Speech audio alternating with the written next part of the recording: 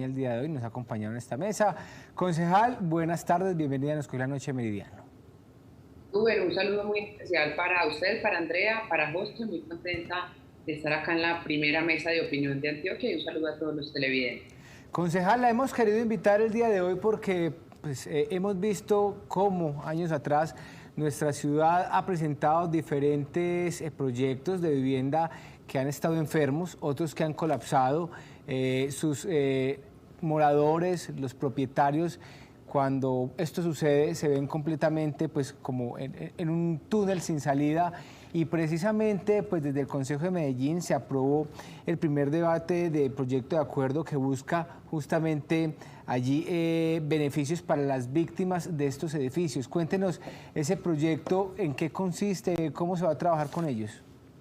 Bueno, Duber, esa es una muy buena noticia para los medellinenses que desafortunadamente han sido víctimas, como usted bien lo decía, de los edificios enfermos, de los edificios que tienen daños estructurales. Todos recordamos con tristeza ese octubre de 2013, cuando colapsó la torre del Space, y así podemos poner otros ejemplos como Continental Towers, Ascensi, Bernavento y muchos más edificios en la ciudad que, si bien es cierto, todavía no han sido demolidos o evacuados, pues están en riesgo estructural. Entonces, estas familias o estos propietarios venían pagando su impuesto predial y contribución por valorización de un edificio, una propiedad, un apartamento que ya no tienen.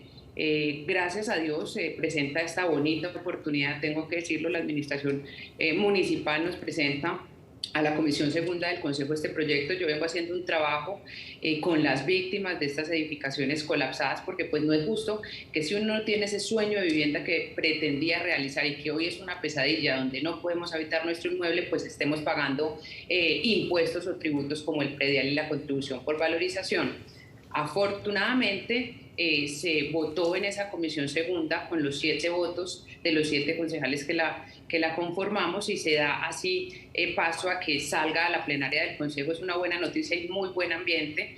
Estaremos en estos días del mes de julio dándole el segundo debate, pues tratando de llevarle un alivio, insisto. Lo he dicho en muchas reuniones, en muchas sesiones del Consejo y en medios de comunicación.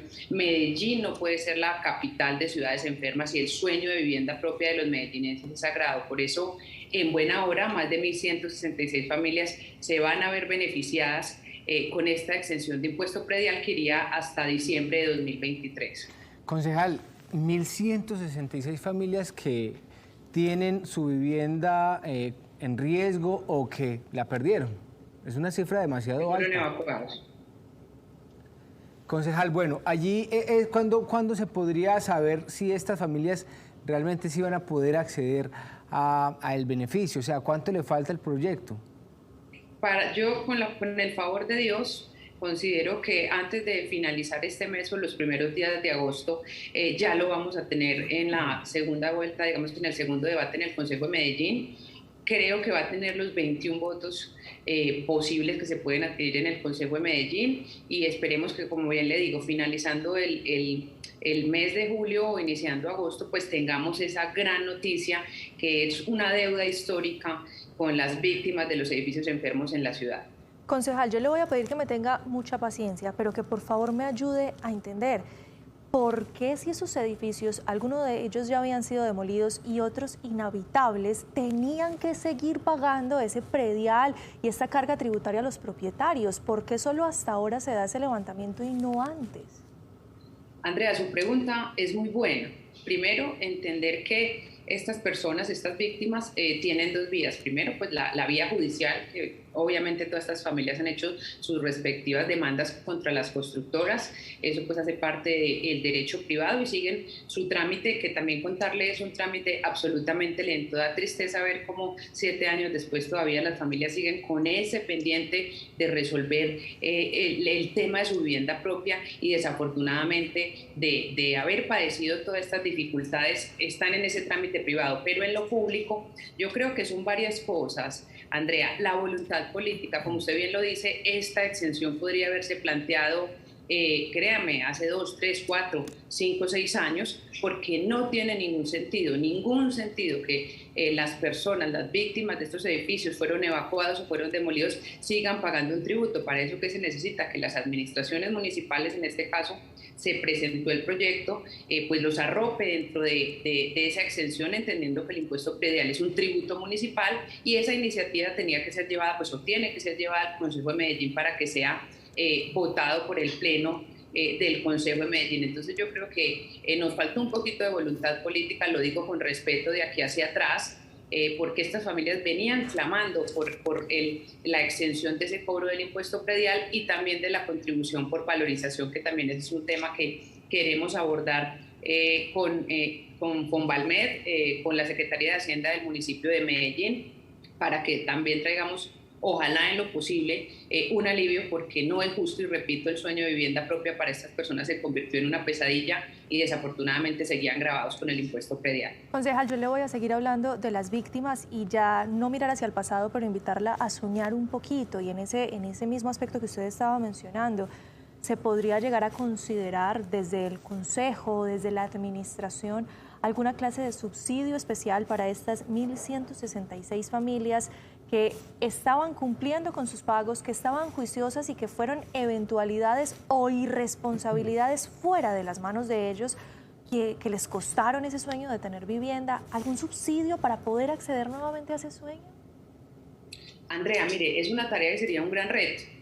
Yo quiero contarle que el Sistema Municipal de Vivienda en Medellín, reglado por el Acuerdo 05, hoy tiene cobijados los subsidios solo para el tope de vivienda de interés social. Desafortunadamente, muchos de estos predios, de estos inmuebles, son estrato 4, 5, 6 en el caso de Space. Entonces, digamos que a la reglamentación municipal que tenemos hoy no podría aplicarse ese subsidio porque, repito, cobija a las viviendas hasta 150 salarios mínimos, que es el tope de la vivienda de interés social.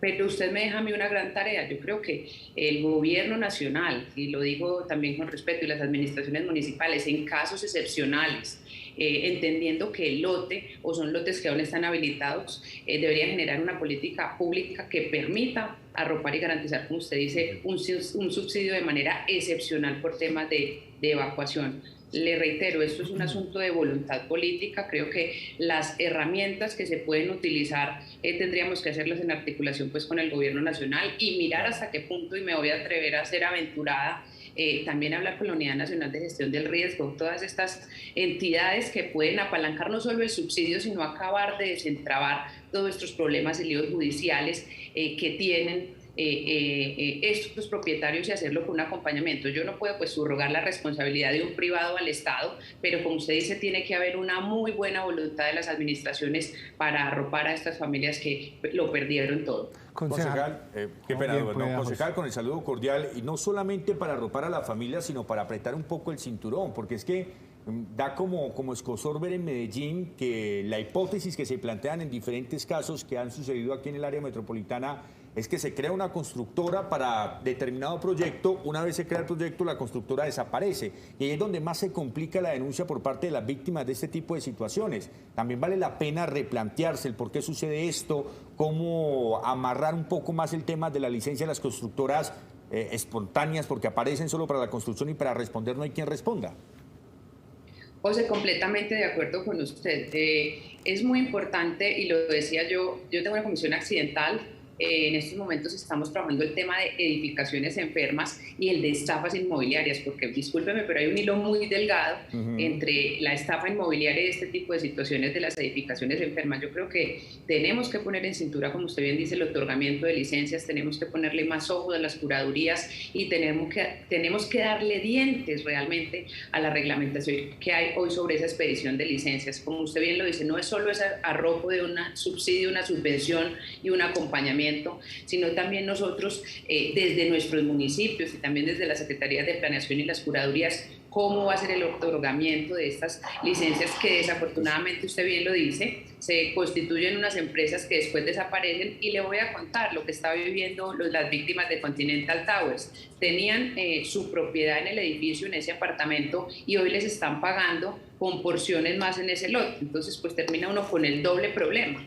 porque le tratan de garantizar su derecho pagándole, pero le están pagando pues con un edificio inexistente y con una porción de lote que cuánto se demora uno en volver a desarrollar o en tratar de que un privado se interese en construir o reconstruir donde ya hubo un edificio siniestrado con todas las cargas que esto impone.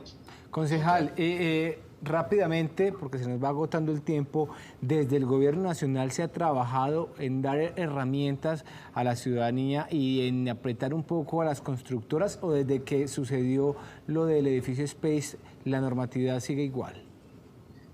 Se han hecho unos adelantos, Duber, y se han actualizado normas en materia de vivienda, pero yo creo que siempre va a faltar, que es que, repito, hay una responsabilidad que es del privado que construye, como bien lo decía José, de esa persona que construyó mal, de esa constructora, en muchos casos fantasma, y también están las obligaciones del Estado. Entonces, entender hasta dónde van las herramientas de la ayuda, el acompañamiento estatal, para ayudar a resolver estas situaciones, y sobre todo porque es que muchas quedan en situación de riesgo y los que están haciendo hoy analizados por el DAGRED, por ejemplo, tienen que tener todo ese trámite técnico que lo hace el municipio de Medellín. Pero desafortunadamente para el tema de reclamaciones, ese tercero, esa víctima, ese propietario tiene que ir a hacer su demanda contra la constructora y con el privado, que normalmente se insolventan muy rápidamente y desaparecen. Entonces, hay que trabajar mucho, no solo el municipio de Medellín, como usted lo dice, desde el gobierno nacional, pero yo creo que la llave, la clave fundamental, la decía José, es también ser mucho más rigurosos y exigentes desde la parte técnica al momento de despedir las licencias y hacerle un seguimiento riguroso en el momento de la construcción. Concejal, le cambio un poco el tema. Háblenos de Podemos Ser por Colombia. ¿De qué se trata? ¿Esto qué es? Bueno, no, primero yo muy complacida de que me estén preguntando. Es una iniciativa de la Fundación Konrad Adenauer y de la organización Women ORG. El año pasado, pues por pandemia no pudimos hacer este gran evento donde se seleccionaban las 30 mujeres jóvenes influyentes en la política colombiana. Se hicieron la revisión de los perfiles, más de 200 mujeres en todo el país, y hoy para mí es un orgullo, un honor decir que hago parte de esas 30 mujeres jóvenes influyentes, donde también compartimos la posibilidad no solo de la nominación, sino de ser elegidas con Joana Bahamón, muy conocida por la Fundación Acción Interna, María Paula Correa, que también es ahorita la jefe del gabinete de la presidencia, y no solo las mujeres que hacemos una representación política o estamos en cargos de elección popular, tuvo un alto componente de política social y hay grandes organizaciones sociales de mujeres que hoy son referentes para los jóvenes en nuestro país. Entonces, pues compartirles esa buena noticia. Mañana estaremos en la Universidad de Medellín a las 3 de la tarde. Repito, el año pasado pues fue al fin de año la elección, pero no pudimos compartir con nuestras familias, los ciudadanos quienes nos quieran acompañar por el tema de la pandemia. Así que esta es la oportunidad para que nos acompañen mañana a las 3 de la tarde en la Universidad de Medellín. Concejal, ¿y allí de qué van a hablar? ¿Cómo va a ser? Cuéntenos un poquito, bueno, adelántenos un poquito. Sí, mañana vamos a tener un foro, vamos a estar dos personas, Oslina García, obviamente como concejala de Medellín, y una organización que se llama Putamente Poderosas, que trata o trató en la ciudad el tema de dignificar la labor de las trabajadoras sexuales en Medellín. Vamos a estar en un foro. Ese foro pues, precisamente es para contar nuestra historia, para contar cómo logramos llegar cada uno en su espacio en la política, cómo hemos surgido, pero lo más importante para tratar de ser un referente para la juventud de nuestro país y para la juventud de nuestra ciudad. Muy bien, pues concejal, agradecerle por habernos acompañado este mediodía y nos cogió la noche. A ustedes muchísimas gracias por